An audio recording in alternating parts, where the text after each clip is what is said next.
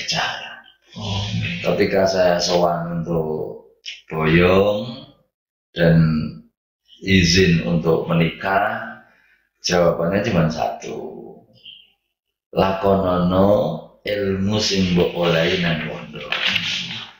Itu kalimat sederhana, tapi ya menyeluruh, kena semua. Ya, sederhana, tidak detail, tapi perlu kecerdasan memaknai. Lakonono ilmu sing wis mbok oleh saka pondok. Nanti sekarang masih membekas nih ya ini. Ya akan terus kita upayakan, ikhtiarkan.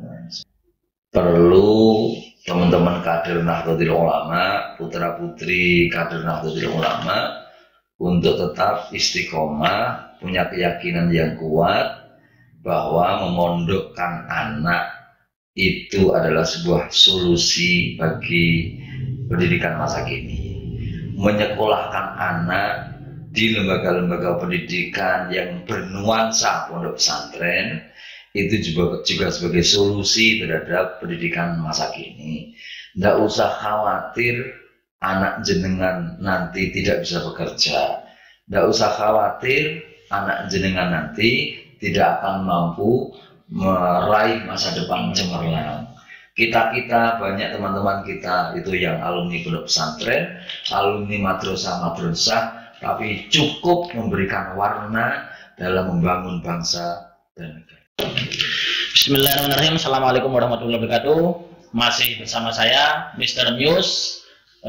Kali ini alhamdulillah kita menempati studio baru, studio yang kedua. Saat ini kebetulan kita mengundang, beliau adalah Kiai Haji Zainal Abidin. Beliau menduduki posisi Wakil Ketua Tanfiziah PCNU Sidoarjo. Monggo Pak Yai mungkin bisa perkenalan diri. Jadi, terima kasih.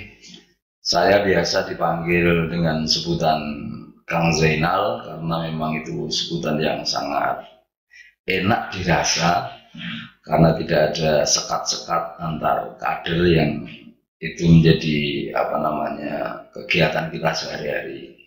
Berkumpul dengan kader, berdiskusi dengan kader dalam rangka untuk berkhidmah kepada Nahdlatul Ulama. Tentang keseharian panjenengan. Keseharian selepas saya dari KPU di tahun 2019 kemarin, sehari-hari lebih banyak berkhidmah kepada NU di cabang, bahkan juga ikut ngeramut NU ranting di desa kami. Di samping ada kegiatan-kegiatan ekonomi yang tidak mengikat, freelance ya. Gini ya, kebetulan kula riyen nate pernah ikut PKPNU. Nggih, alhamdulillah kita kembali lagi di sini nggih, nyambung silaturahmi lagi. Ya. Nggih, alhamdulillah panjenengan kok bisa menjadi narasumber. Kebetulan temanya ini Hari Santri ya. Hari Santri Nasional. Jadi langsung pertanyaan santai mon ya ini. Untuk Hari Santri ini kan kebetulan tanggal 22 Oktober ya ini, 2015 dicetuskan. Kira-kira apa yang melatar belakangi Presiden Jokowi mencetuskan Hari Santri ini ya? Kalau kita membincang tentang santri, memang tidak bisa dilepaskan dari catatan sejarah Indonesia. Baik itu ketika melawan para penjajah sampai merebut kemerdekaan, pasca kemerdekaan, dan hari ini di situasi yang terkini. Mengapa kemudian tanggal 22 Oktober itu dijadikan landasan untuk dijadikan Hari Santri? Karena memang peristiwa yang cukup heroik. Bahkan ini menjadi catatan sejarah tersendiri bagi sejarawan dunia. Artinya ketika kemerdekaan sudah diproklamirkan dan ternyata sekutu itu seakan-akan belum mengakui atas kedaulatan Indonesia. Sehingga mereka datang lagi ke Surabaya, pinginnya untuk merebut kemerdekaan yang sudah diproklamirkan. Nah, di situasi yang demikian, maka peran santri menjadi sangat signifikan untuk mengusir mereka. Kalaupun misalnya saat itu tidak ada gerakan yang dilakukan oleh santri, maka bisa jadi Indonesia ini belum ada atau bahkan sudah tidak ada. Saya katakan itu karena memang keberadaan TNI Polri sendiri belum eksis. Jadi TNI Polri itu juga orang-orang yang banyak berjuang dan berkumpul di Hizbullah. Itu tentara-tentara yang memang basisnya dari pondok pesantren kemudian diangkat menjadi Tentara Nasional Indonesia. Nah, di saat sekutu datang ke Surabaya yang kepingin merebut kedaulatan Indonesia, maka Mbah Hasyim Asy'ari sebagai ketua, sebagai Rais Akbar NU, PBNU memberikan instruksi atau dalam bahasa kita resolusi jihad. Resolusi jihad itu mampu menggerakkan batin dan hati santri di sekitaran Jawa Timur, bahkan ada yang datang dari Jawa Barat, untuk datang ke Surabaya melakukan perlawanan terhadap sekutu. Betapapun para santri pada saat itu tidak punya keterampilan perang, tidak punya senjata, akan tetapi semangat yang dihentakkan oleh Mbah Hasyim Asy'ari dengan resolusi jihad itu ternyata memberikan semangat yang luar biasa. Mereka datang dari berbagai macam kota, datang ke Surabaya tanpa pengalaman perang, tanpa keterampilan perang, tanpa senjata yang mencukupi, sementara sekutu punya persenjataan yang sangat lengkap. Tapi ternyata heroik semangat untuk mempertahankan kemerdekaan yang sudah yang sudah diproklamirkan dan kalimat hubul waton minal iman itu menjadi pemicu luar biasa bagi santri. Bagi mereka datang ke Surabaya, saya lebih baik mati dalam keadaan menjadi seorang mujahid, ya, mati syahid daripada kami hidup belum tentu ada manfaat dan gunanya. Sehingga mereka datang dengan perlawanan yang spektakuler, keberanian yang luar biasa, ya betapapun tetap ada korban seperti itu. Saya katakan mereka tidak punya keterampilan perang itu dan tidak punya pemahaman tentang aturan perang. Ketika ada instruksi siapapun yang nanti pakai baju seperti ini, anggap itu adalah lawan. Kalau itu lawan, maka lawan kalau bisa bunuh mereka. Nah, ketika Jenderal Malabi naik mobil, kalau kita baca dalam buku-buku sejarah, naik mobil, nah ada seorang santri yang diberi bom molotov itu, kemudian tanpa tahu peraturan, karena jenderal pimpinan perang kan seharusnya tidak boleh dibunuh, tapi santri nggak bikin untuk bunuh, bos pokok kita musuh kelabine koyo ngono, langsung ngajol dilemparkan. Loh, iki uniknya santri, ya, bom dilempar tapi ditunggu bledos apa ora. Ditunggu bledos apa ora. Iki lek bledos baru ngalih. Nah, karena jaraknya juga tidak terlalu jauh, akhirnya ya ikut kebledosan. Kalau tahu metode perang ya setelah melempar langsung lari bilir-bilir. Tapi ini itu bagian dari cerita yang memang santri tidak punya keterampilan perang, tapi hanya semangat hubul waton minal iman, seperti itu.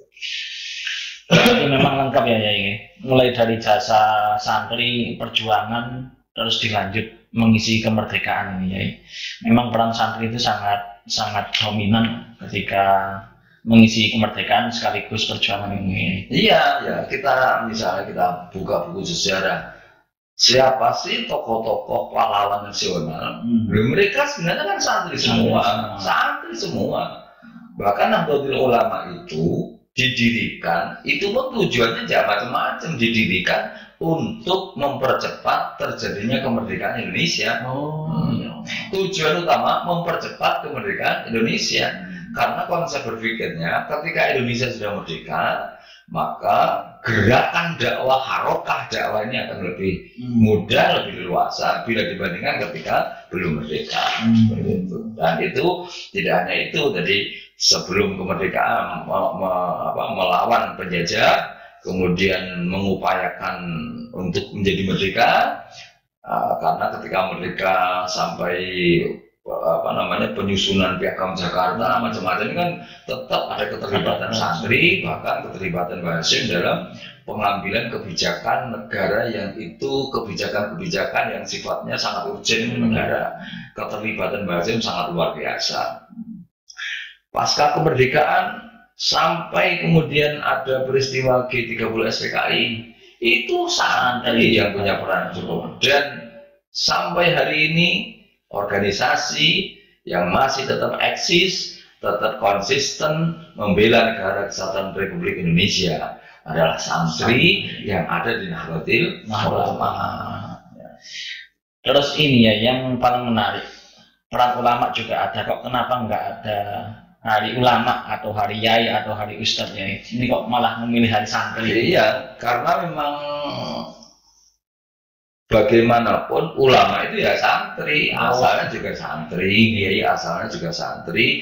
Tapi dari peristiwa di Surabaya itu yang punya peran penting kan gerakan yang dilakukan oleh para santri atas instruksi dari Mbah Hashim Asy'ari, sehingga santri luar biasa melakukan perlawanan terhadap penjajah, sehingga itu pantas kalau disematkan kepada hari santri. Dan ulama tidak perlu diperingati, santri itu yang dalam rangka untuk memotivasi agar semangat belajar santri menjadi lebih maksimal. Untuk pertanyaan berikutnya, Yai, fokus pada istilah santri. Menurut Yai, santri ini pengertiannya seperti apa? Santri itu kan sebutan orang yang mengaji kepada kiai. Di dekade seusia saya masih kecil itu kan ya ada santri kalong, ada santri yang menetap di pondok pesantren, tidur di sana. Santri kalong itu anak kampung yang belajar ke pondok pesantren, terus tidur di pondok pesantren, paginya pulang ke rumah. Atau bahkan secara luas santri adalah muridnya kiai, atau santri itu adalah orang yang belajar kepada kiai. Itu sudah dikatakan sebagai santri secara umum. Ya. Berarti kalau dilihat dari secara umum, kira-kira siswa yang sekolah di sekolah umum apakah bisa disebut sebagai santri? Nah, itu bagus. Jadi ketika sekolahan itu, apakah itu sekolahan umum atau sekolahan yang khusus agama, ketika di lembaga pendidikan itu banyak dari unsur kiai, para pengajarnya dari unsur kiai, ya bisa dikatakan mereka santri. Ya, betapapun, misalnya kayak di sini sekolah SMP Pancasila. Kalau di SMP Pancasila di sini ada pengajarnya, unsur kiainya banyak, terus materi-materi pembelajarannya misalnya ada kitab kuning, akhlak, tauhid dan aswaja. Saya pikir mereka juga santri. Ya, mereka juga santri. Oke, selanjutnya ya untuk niatnya, kira-kira niat seperti apa yang harus dijalankan santri saat menimba ilmu ketika mengisi kemerdekaan saat ini ya? Kalau santri zaman dulu kan yatafaqahu fiddin, untuk memperkuat agama, memperdalam agama yang suatu ketika mereka pulang akan memberikan pelajaran kepada masyarakat sekitarnya. Nah, yatafaqahu fiddin itu tujuan mendalam tapi kelihatannya sederhana. Karena ketika orang punya tujuan yatafaqahu fiddin, memperkuat keimanan dan ketakwaan, maka mereka sudah tidak lagi berpikir tentang urusan duniawi. Sudah tidak berpikir nanti nyambut gawe opo, bayaran piro, tidak pikir sampai sana. Karena orang yang yatafaqahu fiddin, berjuang untuk agama, memperdalam agama, mereka sudah punya keyakinan urusan dunia wis dicukupi Allah. Terus kita korelasikan dengan zaman sekarang, bagaimana zaman sekarang bagi anak-anak sekolah itu ya. Saya pikir yatafaqahu fiddin tetap menjadi tujuan utama untuk kemudian tujuan-tujuan berikutnya, oke, misalnya ingin mendapatkan ijazah, ingin punya pengetahuan yang cukup, ingin punya skill yang cukup, seperti itu tidak apa-apa. Tapi jangan lupa tujuan pendidikan itu adalah liyatafaqahu fiddin. Tetap kita utamakan di situ memperdalam agama. Ketika memperdalam agama kuat, maka akan berpengaruh terhadap kekuatan keimanan dan ketakwaan kepada Allah Subhanahu wa taala, karena tujuan akhir pendidikan adalah tercapainya kuatnya iman dan ketakwaan kepada Allah Subhanahu wa taala. Nah, ini yang menarik ya. Berarti kalau sekarang kan ada istilah pendidikan karakter. Berarti dulu-dulunya memang sudah ada nih ya ini. Iya, itu konsep pendidikan sebenarnya. Konsep pendidikan nasional Indonesia itu adalah konsep pendidikan yang sudah diajarkan di pondok pesantren. Sebenarnya gagasan itu adalah mengambil dari gagasan lama, mengambil dari sesuatu yang sudah dilakukan oleh para kiai. Karena di pondok pesantren kan lengkap, sangat-sangat lengkap. Di sana banyak diajarkan tentang kesopanan, akhlak, diajarkan tentang kesabaran. Bagaimana tidak sabar? Adus antri ini sampai setengah jam, harus sabar. Terus kemudian disiplin. Ada waktu-waktu sholat, ketika sholatnya terlambat, pasti ada takzir, ada hukuman kepada santri-santri yang molor-molor kayak gitu. Selain itu, santri juga diajarkan yang ini sangat penting adalah penguatan rohani. Misalnya santri di tengah malam dibangunkan untuk mujahadah, untuk riyadhah, sholat malam. Itu tidak akan kita temukan di lembaga-lembaga umum, hanya kita temukan di pondok pesantren. Kalau tidak intinya pondok pesantren itu membangun karakter kader yang luar biasa, yang itu dia akan siap menjadi apapun. Turunan hotel juga kaget. Ngeleset nang masjid ya iso turu gitu ya. Mangan di warung yang mahal juga bisa. Mangan di pinggir embong juga bisa ya. Artinya all round sembarang iso. Iya. Celonoan ya iso, sarungan ya iso sebenarnya. Ini kan luar biasa. Jadi tidak dimiliki oleh yang lain. Nah, ini alhamdulillah ya. Semi Pancasila kan di bawah naungan LP Ma'arif juga. Memang kita ada program budaya sekolah Islami ya. Jadi yang berkaitan dengan kebiasaan-kebiasaan anak pondok itu kita sisipkan pada program-program tersebut. Dan minimal kita bisa memberikan merealisasikan apa programnya pondok pada sekolah umumnya di SMP Pancasila. Nah, ini kan orang tua zaman sekarang dihadapkan kepada persoalan-persoalan yang memerlukan solusi yang kuat. Ketika di tengah-tengah masyarakat kenakalan remaja semakin merajalela, terus kemudian remaja yang terlibat dalam tawuran, dalam narkoba. Jadi di lapas atau di tempat-tempat itu, kalau saya lihat pernah main ke sana itu, penghuni terbanyak lapas maupun rutan itu adalah anak muda karena persoalan narkoba. Makanya kan pernah kita membaca ada seorang profesor mengatakan, saya dulu itu anaknya petani, tapi bapak saya bisa menjadikan anak-anaknya profesor, guru besar, doktor, kiai, macam-macam. Tapi saya sendiri sebagai profesor itu masih bertanya besar, apakah anak saya nanti bisa berprestasi. Saya tidak berharap ranking 1, ranking 2, ranking 3. Anak saya terlepas dari narkoba saja sudah bahagia. Loh, itu kan potret pendidikan zaman sekarang. Nah, kalau kemudian SMP Pancasila mampu menawarkan program-program yang itu syarat sekali dengan apa yang diterima oleh para santri di pondok pesantren, saya pikir itu sebuah solusi bagi orang tua. Orang tua sekarang ingin menyekolahkan anaknya yang kemudian lepas dari urusan narkoba, urusan rokok, minuman keras, kenakalan remaja, kebut-kebutan, itu sekarang susah. Nah, kalau sudah anak masuk kepada wilayah itu, mengangkat kembali, mengambil kembali untuk menjadi baik, itu beratnya setengah mati. Nah, kalau kemudian SMP Pancasila mampu menawarkan program-program pendidikan yang saya pikir plus ini ya, plus yang target pendidikan umum sudah tuntas, tapi muatan lokal yang itu justru menjadi daya tarik bagi orang tua untuk bisa menyekolahkan. Sekolah negeri itu juga bukan jaminan anak itu menjadi bagus. Ya, sekolah-sekolah yang muridnya banyak bukan jaminan anak-anak itu menjadi bagus. Tapi yang menjadi jaminan adalah sekolah-sekolah yang dikelola dengan metodologi sebagian dari materi dari pondok pesantren. Di sana ada riyadhah-riyadhah, budaya-budaya istighotsah, budaya-budaya akhlak yang terukur dan sesuai dengan ta'limul muta'alim atau ilmu-ilmu yang lain.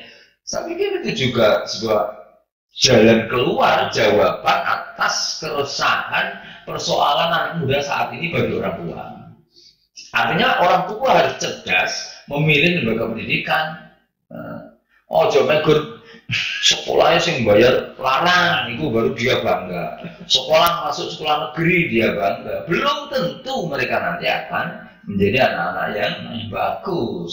Tapi sekolah yang di dalamnya ada materi-materi kependidikan keagamaan yang cukup, latihan-latihan keagamaan yang cukup, diurui istighotsah, diurui riyadhah, diurui macam-macam yang ada kaitannya kekuatan keimanan ketakwaan, itu adalah sebuah jawaban bagi problematika orang tua saat ini.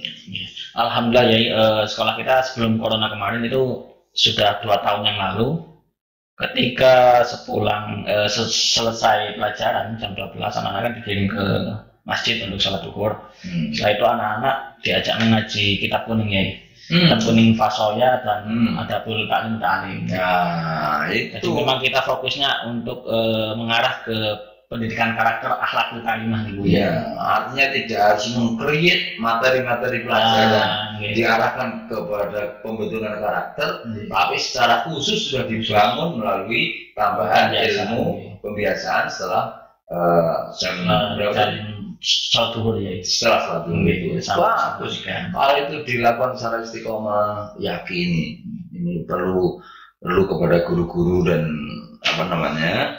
tenaga kependidikan itu perlu diyakini. Ikhtiar itu insya Allah selalu akan mendapatkan pertolongan dan bantuan Allah SWT. Berarti peran adab dalam menimba ilmu itu penting nih. Orang sekarang itu kan kadang-kadang meninggalkan adab, meninggalkan bagaimana perilaku santri kepada kiai, perilaku murid kepada guru. Saya banyak teman ketika di pondok itu bukan saya mengajari tidak ngaji ya, tapi ada teman itu, beberapa teman ngajinya ya sak cukupe, tapi khidmahnya kepada guru, hormatnya kepada guru, akhlaknya kepada guru. Apa yang terjadi? Setelah pulang beberapa tahun, sekarang sudah banyak yang punya pondok pesantren. Sekarang sudah banyak yang ternyata perasa kemudian gak tahu ngurusi organisasi, kok sudah di DPR.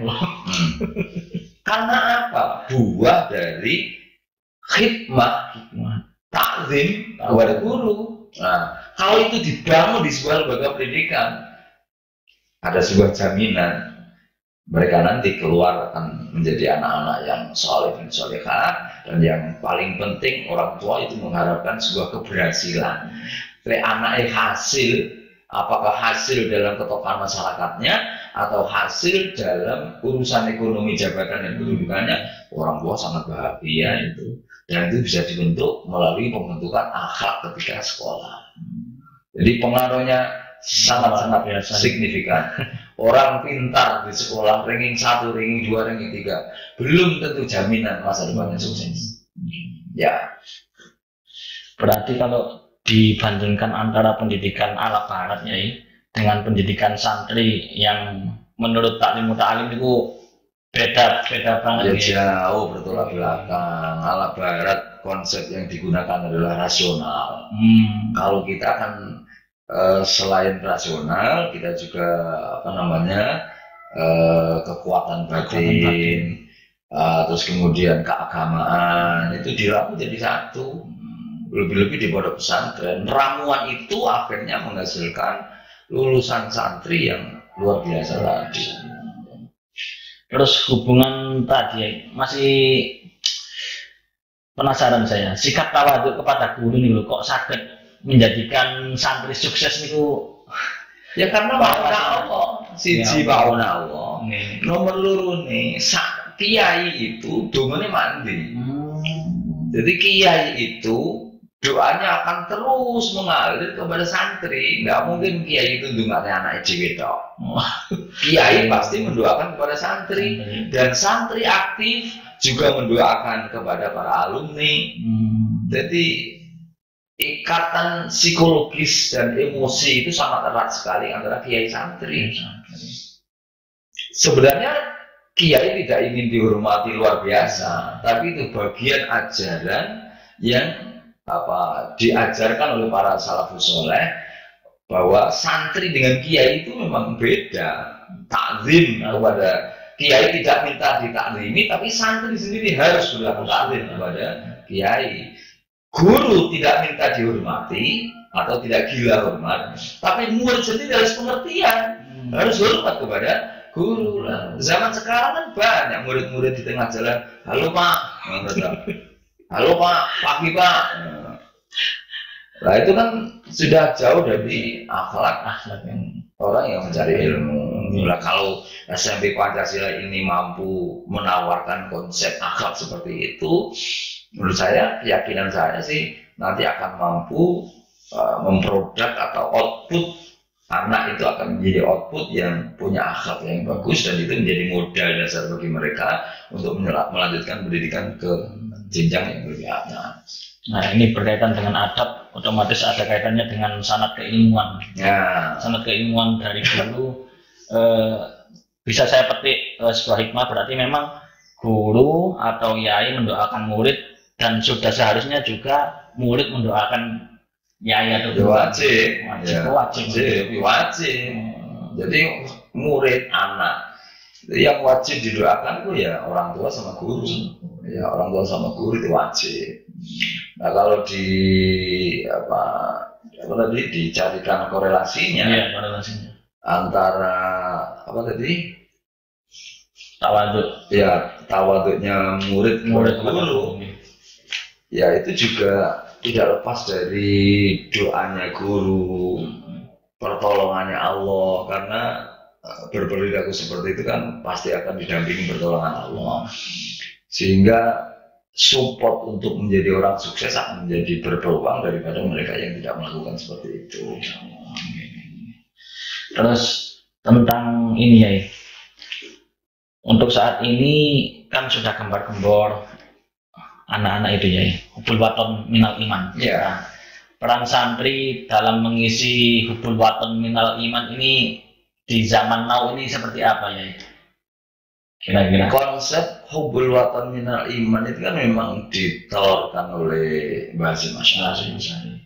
Mbah Hasyim Asy'ari punya harapan dan cita-cita bahwa mendirikan NU itu tidak hanya sekedar menjaga faham Ahlussunnah wal Jamaah, akan tetapi mendirikan NU juga dalam rangka menjaga negara kesatuan Republik Indonesia. Sehingga kalimat hubbul watan minal iman, sebuah kalimat yang mampu untuk menggerakkan hati dan jiwa para kader NU untuk tetap mencintai bangsa dan negara. Kaitannya dengan bagaimana santri mampu memerankan itu, ya dengan kapasitas yang dimiliki itulah bagian dari untuk berjuang memberikan sesuatu kepada bangsa. Misalnya santri soalnya kok mulang Quran, ya mulang Quran itu sudah diberikan.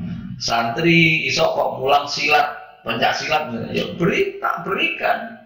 Santri bisa berdagang, ya lakukan berdagang. Nah, ketika titik-titik atau wilayah-wilayah itu diisi oleh semua santri, oleh kader yang berjiwa santri, selesai. apa jenenge adil makmur akan selesai. Karena apa? Berdagang, kalau yang dagang santri insya Allah nggak mungkin akan mengurangi timbangan. Pejabat, kalau pejabatnya santri, insya Allah masih takut lah terhadap perilaku-perilaku yang tidak baik, apakah itu asusila, korupsi, macam-macam kalau jadi pejabat. Jadi misalnya jadi kepala desa juga kan beda. Jadi pengalaman, pengetahuan yang mereka peroleh di pondok pesantren atau di lembaga pendidikan yang bernuansa santri, pondok pesantren itu akan tetap kuat di dalam hatinya dan akan membimbing dia. Di samping doa guru juga akan punya peran cukup signifikan. Berarti memang kalau saya rasa memang output dari santri itu memang luar biasa ketika semua bidang dikuasai oleh santri ya. Iya. Karena ketakutan melakukan yang hal-hal yang berbau negatif pasti akan ingat ajaran apa yang diajarkan oleh Yai tadi. Insya Allah seperti itu. Okay. Tentang pengalaman Yai saat menjadi santri mungkin yang menarik Yai. Kalau pengalaman sih banyak saya ini santri yang dikatakan rajin ya tidak rajin ngaji. Saya itu dulu karena keterpanggilan mondok kan ya pribadi bukan orang tua dan keadaan orang tua juga tidak terlalu punya, akhirnya saya mondok dengan tekad semangat. Kalau orang Jawa sering menyebutnya dengan cengkir, kencengnya pikir. Jadi saya mondok ya mencari-cari biaya sendiri. Akhirnya sampai punya pengalaman awal mondok itu saya harus makan intip sisanya teman-teman mondok itu sampai sekitar 3 bulan baru saya punya penghasilan ngajar macam-macam. Akhirnya saya bisa beli makan. Jadi 3 bulan saya harus makan intip sisanya anak-anak masa itu. Nomor 2 saya tidak terlalu sering ngaji. Kebetulan saya itu punya keterampilan menjahit sehingga diminta keluarga dalam untuk menjahit seluruh keluarga dalam laki perempuan yang menjahit saya. Berarti atas takdim panjenengan ya menjahit itu begini.